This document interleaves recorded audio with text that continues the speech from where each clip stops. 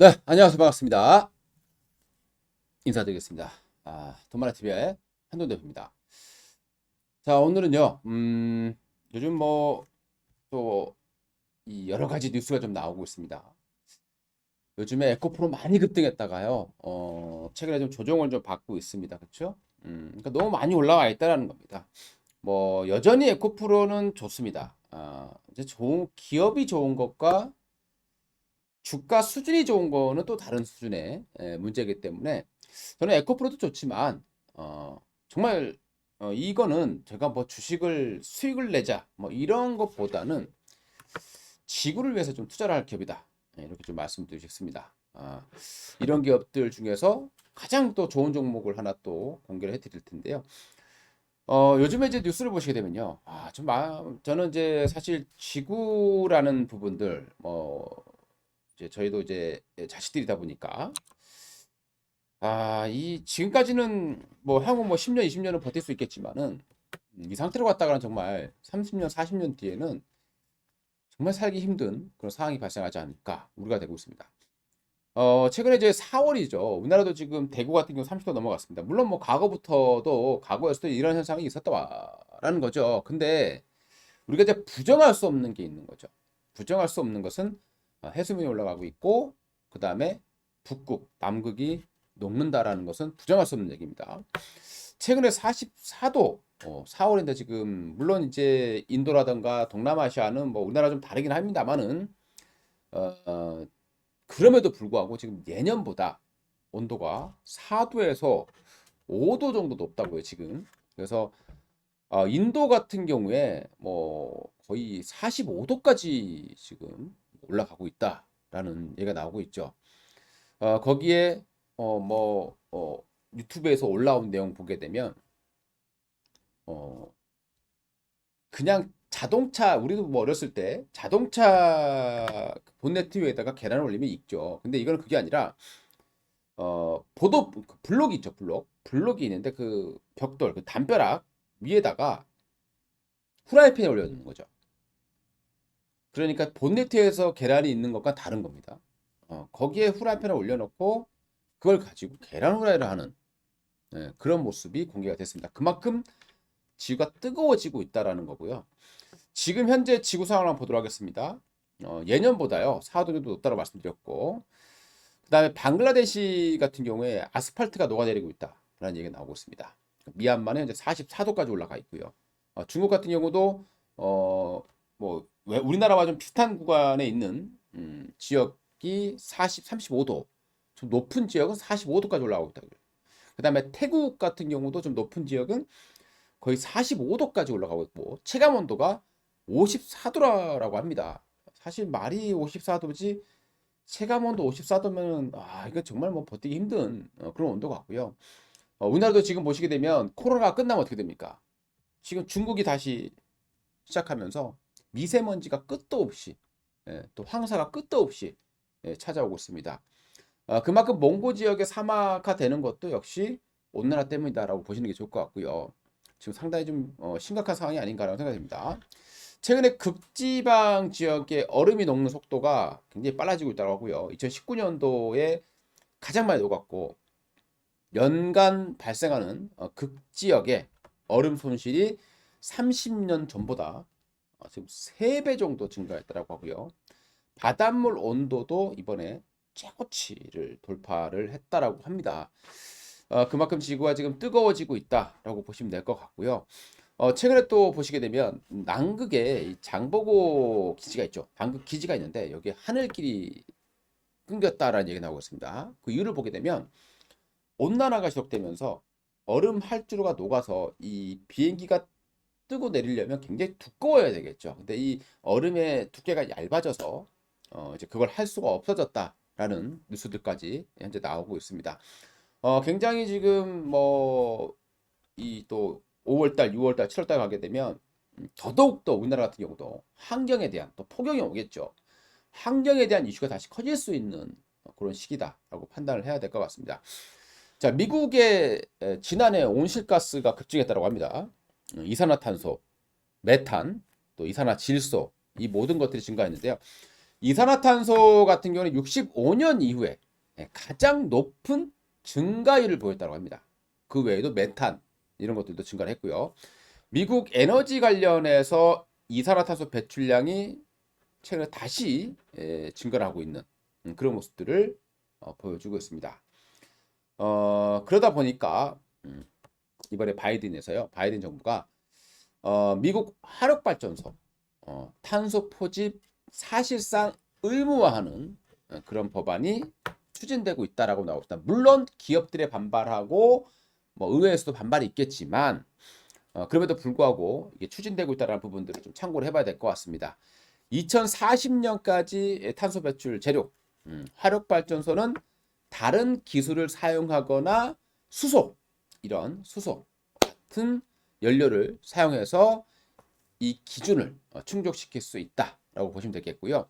그러다 보니까 또 포집 장치를 이제 앞으로 광범위하게 사용해야 될 그럴 가능성이 높아지고 있다라고 보시면 되겠습니다. 현재 3,400여 개의 화력발전소가 있다고 하죠, 미국에. 그 중에서 이 탄소 포집 이걸 사용하고 있는 것은 한 20여 개밖에 안 된다고 해요. 그리고 전 세계 다 합쳐봐야 40여 개밖에 되질 않습니다. 여기에 이제 미국이 세액 공제를 하죠. 이산화탄소 1톤당 85달러, 그리고 여기 85달러에서 135달러로 대폭 상향할 것으로 예정이 되고 있고요. 우리나라 같은 경우는 2030년까지 온실가스 40% 감축, 그리고 탄소 중립 기본 계획을 이번에 의결을 했습니다. 일본 같은 경우는 2050년까지 이산화탄소 배출량을 제로로 만드는 그런 프로젝트를 하고 있습니다. 뭐 전 세계적으로 움직임은 나오고 있는데 뭐 그런 얘기도 있어요. 지금 이미 늦었다. 이미 늦었다. 이제 뭐 되돌릴 수는 없다. 더 이상 악화되지만 않아도 다행이다. 뭐 이런 얘기들이 많이 있습니다. 자, 그러면 우리가 여기서 지구를 이렇게 좀 살릴 수 있는 그런 기업에 좀 투자를 해줘야 되지 않겠습니까? 물론 우리 최근에 이제 2차 전지 같은 경우에도 어쨌든 이산화탄소를 줄이는 거잖아요. 그래서 에코프로가 그렇게 급등을 많이 했고, 이산화탄소를 줄이기 위해 전기차를 많이 샀습니다. 물론 뭐 가격도 유지비도 중요하긴 하겠습니다만은 전기차를 의무화하는 거잖아요. 그죠? 그래서 결국에는 이것도 지구를 지키는 부분이 되겠습니다. 근데 탄소 포집 요것도 지구의 이런 생명을 살리는 그런 기술로 보시면 되겠습니다. CCS하고요. 그리고 CCU 이 분야를 포괄하는 개념이다. 그러니까 탄소 포집 활용 저장 기술 CCUS라고 하죠. 이건 이제 포집한 이산화탄소를 지하 여기에 주입해서 암석화하는 그런 과정을 거치는 것을 의미를 합니다. 화력발전소에서 가장 많이 나오겠죠. 그래서 연소 포집을 하고 요거 우측에 있는 그림 같은 경우는 실제로 그런 이제 포집하는 그런 기기를 만든 그런 모습이다라고 보시면 되겠습니다. 뭐 기본 활용도 보게 되면 이산화탄소가 있을 겁니다. 배출 많이 되죠. 철강 업체도 많이 나오고요. 시멘트 업체, 이 시멘트 그 열을 막 해야 되잖아요, 그죠? 그다음에 석유화학, 나프타, 분해, 와 이건 뭐 우리 뭐 여수라던가 이쪽 지역 가보시면 국도에서 연기 엄청 많이 납니다. 그리고 수소 생산할 때도요. 그래서 수소가 친환경이냐 아니냐 얘기가 많은 그 이유가 수소를 생산할 때도 열을 많이 가야 됩니다. 그렇기 때문에 물론 이제 수소 같은 경우는 향후에 이제 뭐 재생에너지를 사용하는 그런 방법이 있겠지만 현재로서는 이제 수소 생산할 때 이렇게 또 이산화탄소가 많이 발생합니다. 이걸 이제 포집을 하는 거죠. 그리고 압축하거나 액화하는 거고요. 그 다음에 수송을 해요. 그리고 CC를 활용을 하는 겁니다. 그리고 저장을 하는 거죠. 저장 같은 경우는 이제 뭐 밑바닥에 땅에다가 이제 가둬두는 거고요. 활용 같은 경우는 여러 가지 이제 뭐 활용을 하게 됩니다. 최근에 보시게면 이 탄소 포집을 활용해서 만드는 게 있어요. 구찌 같은 경우는 이산화탄소로 향수를 제조했다고 하죠. 여기 지금 배경화면에 보이는 요게 그 구찌가 만든 향수인데요. 알코올을 만들 때 우리가 사탕수수를 많이 활용합니다. 그죠? 그래서 식물을 많이 또 재배해야 되고 또 알코올을 만들 때도 또 분해를 하고 해야 되기 때문에 또 이렇게 열이 많이 들어가겠죠. 그래서 이걸 사용하지 않는 그러니까 이산화탄소로 모아서 이걸 가지고 알코올을 만든 그런 걸 이용을 해서 향수를 만들었다. 이게 이제 구찌가 활용하는 이산화탄소 방법이 되겠고요. 그 다음에 이제 또 다이아몬드를 제조를 할 때도 씁니다. 우리가 이제 다이아몬드 자체가 탄소니까요. 자, 그 다음에 건축 재료 여기로도 활용을 하게 됩니다. 이제 그런 것들을 활용하는 게 바로 위에서 보시는 요 그림에 되겠죠. 그런 것들을 이제 두 가지를 합쳐서 우리가 CCUS로 부른다고 보시면 되겠습니다. 자, 그래도 다 좋은데 이 이산화탄소 포집 같은 경우는요. 문제가 뭡니까? 비용이 많이 들어가요. 우리나라 같은 경우는 탄소 1톤당 150불 정도 들어간다고 합니다. 그리고 우리나라는 특히 땅이 좀 좁아요. 그래서 이 국내는 저장소가 부족한 거예요. 그래서 이걸 가지고 우리나라는 모아서 다른 나라에 가져가서 또 이렇게 저장을 해야 되는 그런 단점을 가지고 있다라는 겁니다. 우리나라 같은 경우는 이제 환경부에서요 탄소 차액 계약 제도 도입 계획을 가지고 있습니다. 자, 이런 것들이 나올 때마다 아무래도 이런 탄소 포집 업체들에게는 호재가 되겠죠. 앞으로 호재가 나오면 호재가 나왔지 이쪽 기업들은 악재가 나올 게 별로 없다. 악재라고 한다면 그냥 시장에 외면받는 거 또는 시장이 하락해서 같이 빠지는 거 이 정도밖에는 악재가 없을 것 같다라고 보시면 되겠습니다. 이 탄소 차액 계약 제도가 뭐냐? 그러니까 너무 비싸잖아요, 그죠? 그러니까 이 거래제는 이 내가 판매하는 것과 이걸로 얻을 수 있는 수익과 실제 들어가는 비용하고의 그 차이가 있을 거 아니에요. 이걸 법적으로 보호해주는 그런 제도다라고 보시면 좋을 것 같습니다. 자, 그러면 여기와 관련돼서 우리가 이제 어떤 기업들이 있는가 보도록 하겠습니다. 우리가 이산화탄소 포집을 하는 기업들은 많아요. 롯데 다 합니다. 우리 옛날 대림, DL 다 하고 있죠. 그다음에 롯데케미칼, 뭐 GS 그리고 삼성 엔지니어링 다 합니다. 자, 그런데 포스코도 하고 있어요. 근데 문제는 뭐냐? 이 기업들은